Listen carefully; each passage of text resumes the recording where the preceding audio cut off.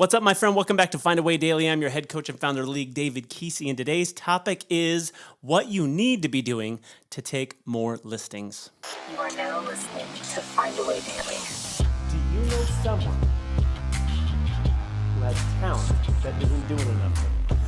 You find a way to reach the goal. You set goals and you knock them down. And I don't care what obstacle comes up. It only took me 2 months.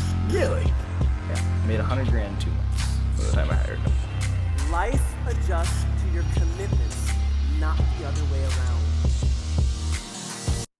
So what are agents doing right now to be taking more listings? Right now, you're probably feeling a lot of pressure inside the marketplace. You're feeling pressure on your commissions. You're feeling pressure with the competition with other agents. You're feeling pressure from outside companies trying to remove you as the agent with technology and those kinds of things. And so inside of that environment, not to mention all the other factors that are going on, right? What should you be doing to be taking more listings? So the first thing I'm going to say is the obvious. Number one is you should be trying to take more listings. Now, hold on. I know that's like super simple. And you're like, well, wait a minute. That's really profound, David. But the truth is, I'm blown away by how many agents will be like, God, I wish I had more listings.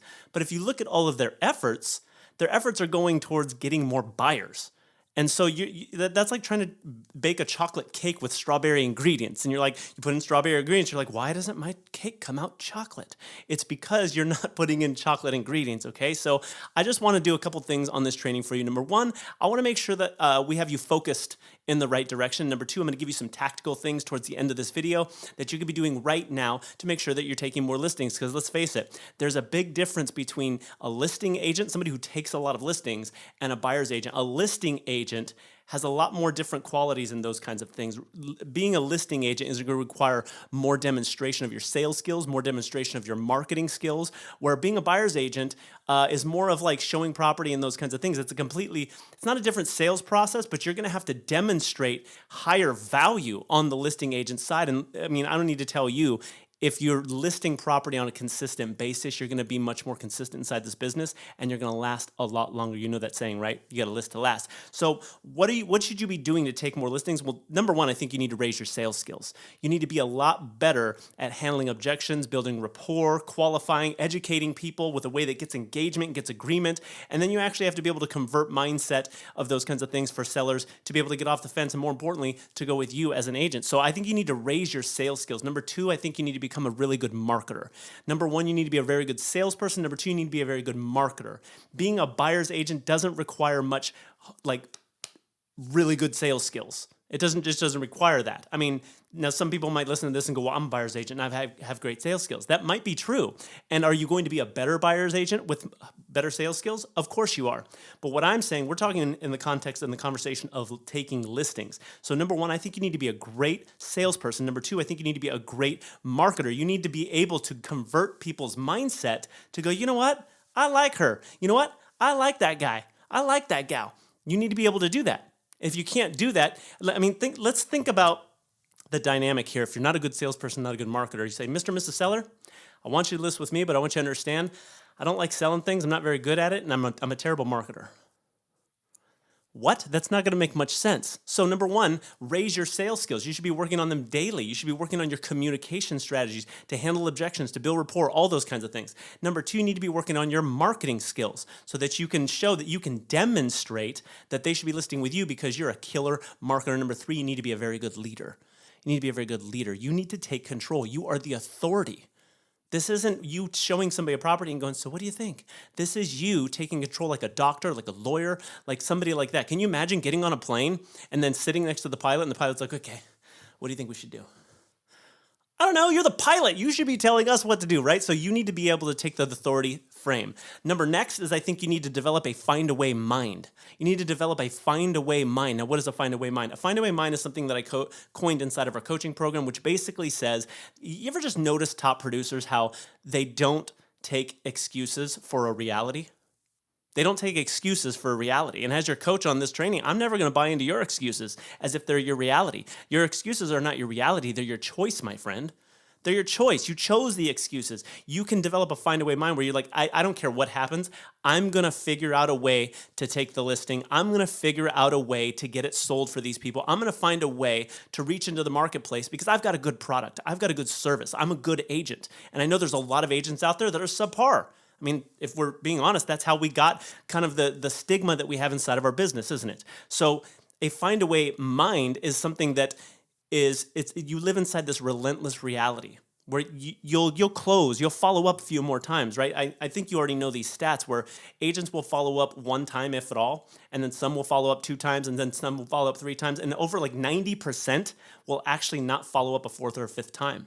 And the problem with that is most listing appointments are set, 80% actually are set between the 6th, 7th, 8th, 9th, 10th, 12th, 13th, 14th, 15th follow-up. So you have to have a find a way mind that it lives inside this relentless reality where you just follow up, you just follow up, you just follow up. That's a big part of being a good listing agent, because I want you to write this down. People don't list their house when you want them to. They don't list the house when you want them to. They list it on their own timeline. So you have to have a find a way mind that just follows up, follows up, follows up, follows up, follows up until, okay? Next is what I wrote down is this. You need to be engaging more with your database and your center of influence.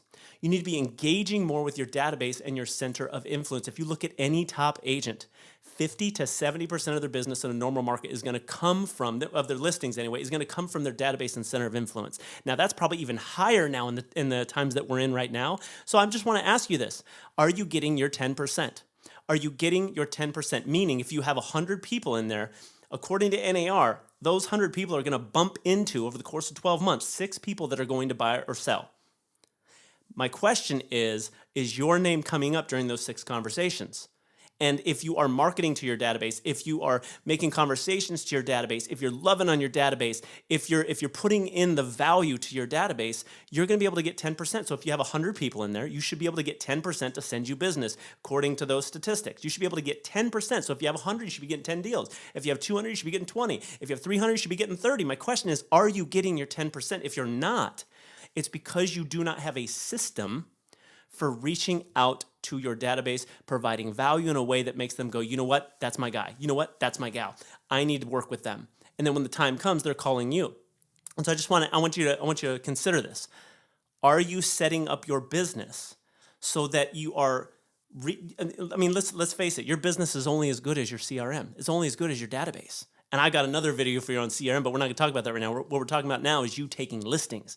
And you taking listings is you reaching into your database via conversations, via videos, via Facebook direct message, any way that you can, direct mail, door knocking, however it is, you need to be reaching out to them so that you stay in front of them. And not just stay in front of them, but you provide them value on a continuous basis and not just random value. Oh, I went over to KCM blog, copy, paste, send. Not that. Everybody's doing that. Can you make it interesting? Sometimes different is better than better, my friend. So reaching out to your database, reaching out to your center of influence. The third thing, actually, I don't know what number we're on. I'm just giving you all the things that I've got inside my coaching program that I teach my coaching clients so that you, obviously we're going more in depth on our coaching calls and that kind of stuff, but I'm giving you everything that I can right now in this video to turn the light bulb on and say, you know what? I want to take more listings. So we've gone over a lot of things, and the last thing I would say is this. Are you aligned with those sellers or those homeowners inside of your database and center of influence? And that's kind of what I was just alluding to a second ago. It's not enough to just copy an article and send it. It's not enough to just go copy another agent's stuff and send it out. My question is, are you aligning with them? Are you aligning with the problems that they have? And then I want you to ask yourself this. Who's getting hit the hardest right now? In terms of homeowners, who has the problems that I can go solve? My friend, that's what great agents do. They look for problems in the marketplace, and then they solve them. And their service is demonstrated as the solution to that. When you do that, you become the obvious choice. But most people are just, they do that kind of, cooking noodle marketing where the, boom, oh, that didn't stick, right? That's all they're doing. I want you to align with them. And so here's a couple of ideas. Number one, who's going through problems right now? Well, at the time of making this video, Airbnb owners are getting hit really, really hard. Airbnb owners are like, wait a minute, I invested in this property and now people don't want to do hotels. They don't want to rent out properties because, or on a short-term basis. They don't want to do those things because of what we have going on right now inside the marketplace. So are you going after those people? It's really easy when somebody has a big problem like that to say, hey, this is the solution I have to that problem. Oh my gosh, you know what I mean? So when you align to them, and I heard this thing in marketing one time from a mentor of mine. He said, the person who can demonstrate the problem the best wins. Because the person who can demonstrate the problem the best, it is assumed they have the solution. So just by you going after Airbnb people and people who own properties and finding the problem that they have and then helping them solve that, you automatically become the chosen one because you are demonstrating the problem that they have and then you're showing them the solution. It becomes easier when you do that, okay? Number 2 is non-occupied owners, right? You've non-occupied owners. Why? Because those are investors. So you might want to consider non-occupied owners and investors right now. Those are people who are like, you know what? I think we've hit the top of the market. I think it's probably time to cash out. I can go buy 2 properties in a year or 2. They're starting to think these things. So as you start to articulate those to them, they start to go, wait a minute. Maybe, and by the way, there's 2 kinds of problems, right? There's the problem that they know they have, and then sometimes there's the problem they don't know they have, that when you call and you say, have you considered this? And they're like, oh, I didn't know I had that problem, right? So now you are converting their mindset, which makes you the obvious choice. That's what I'm wanting you to do. That's how you're going to take more listings. Another area that you could go, so we've got Airbnbs, we've got non-occupied owners. What else I wrote down was pre-foreclosures. I've been telling over and over and over to my tribe, to the people who are on my list, the people who are in my coaching program, the people who are in my products, I've been telling them over and over and over, there's going to be 3 camps of sellers. Number 1 is going to be this camp of people who see the writing on the wall. They know they've got equity. They're like, you know what? I'm going to sell now. I'm going to get the equity out. Then there's going to be this other camp of people that are just a little bit stubborn, right? They're like, I'm not going to sell. And then the market might go down and then they're going to have to short sale. And then you're going to have this other group of people who, the bank's just kind of forcing them to sell. So they got like an REO or they got foreclosures, that kind of thing. My question would be, do you have a plan for each one of those? Right? So let's review some of the things that we talked about on this training. We went through a lot. First one is, are you trying to bake a chocolate cake with strawberry ingredients? Or are you actively waking up and asking yourself, who can I call today that might want to list their house? Who can I call today that might want to list their house? And then going after those people. Obviously, you've got expired, you've got FSBOs. I've given you a couple of other ones outside of that, outside of the obvious, which are Airbnb, non-occupied owners, pre-foreclosures, that kind of thing. We've talked about you developing a find-a-way mind. We've talked about you going after your database, center of influence. That's going to be the most bang for your buck right now. In terms of, there's a million things you can do that we haven't talked about. You can retarget ads. There's a lot of things that you can do, but I just want to turn the light on because I want you focusing in the right direction, right? The next thing was aligning with people and saying, okay, aligning with the marketplace and saying what buyers and sellers, or in this case, what sellers need help right now. And I gave you some ideas. I gave you some Airbnb, non-occupied owners, pre-foreclosures, those kinds of things. Now what your job is to do is to say on a scale of 1 to 10, how aggressively have I been going after, my mic's moving here, how aggressively it got really hot, didn't it? How aggressively have I been going after listings? And what actions am I going to take from Coach David on this video that I can go do to take more listings, okay? I hope you got a lot out of this. Here's the final thing that I would say to you. Go out there every single day of this week. Go out there and relentlessly go find some listings. Relentlessly go serve people at a high level. Go find the problems that homeowners are having and go solve them. That's how you're going to become a killer listing agent, and that's how you're going to build a sustainable, strong business. Go out there every single day this week, my friend, and go find a way. Hey, my friend, if you know somebody who could use this message, please give it to them. Share it with them as a gift.